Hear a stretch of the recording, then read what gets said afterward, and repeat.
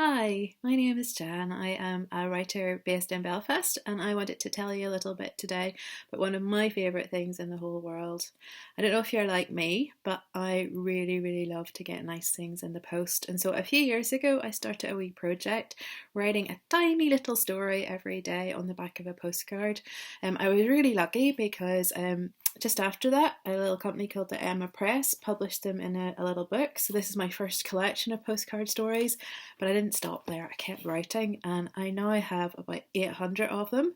Thought I might read you one to give you an idea of what a postcard story is, and then I'll tell you a little bit about how you could start writing postcard stories yourself. This is a silly one, and it's about a crocodile. When the zoo shut its gates last spring, they put an advertisement asking for volunteers in the newspaper. They wanted people to mind their animals until they reopened. I did my bit.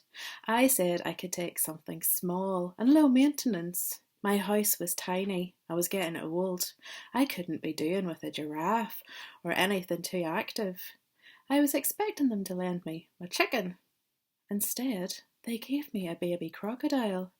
He was very small. I could hold the whole length of him in my cupped hands. Would he grow much bigger? I asked.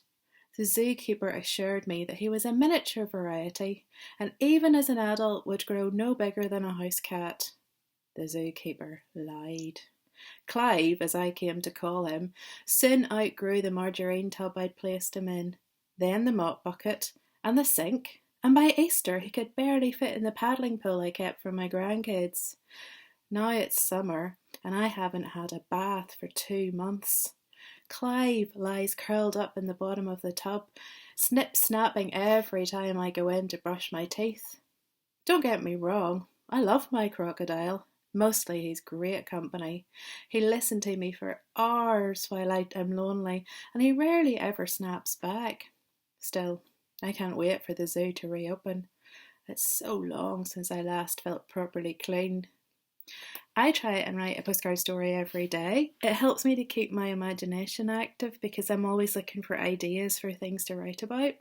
If you want to write postcard stories to some of your friends, you can get postcards really easily. Here's a box of fantastic Roald Dahl ones which I was able to buy off the internet. They're full of lovely pictures of things like the BFG. You can also pick them up free from different places, or even better, you can make your own postcards. So you just need a piece of cardboard like this. You use your imagination to tell a fantastic story about anything you want, and you write it on the back. I've got an example here to show you. Make sure you got your handwriting nice and small. Keep it on one side so there's plenty of room for the stamp and the address of the person that you're sending it to. And then on the other side, you can do your own illustration. You can use fantastic colours, collage, get some magazines out and cut them up and make an amazing picture to illustrate your story.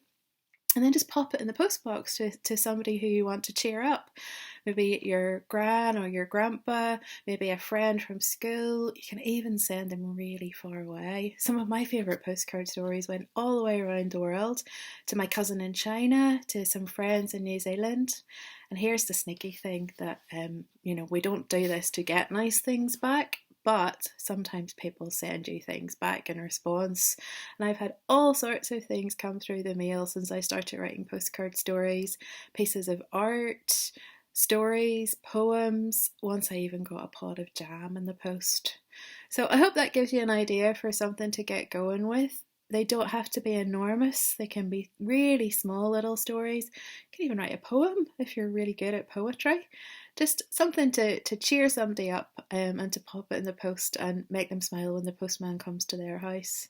Hope you're having a wonderful day, and I'll talk to you soon. Bye.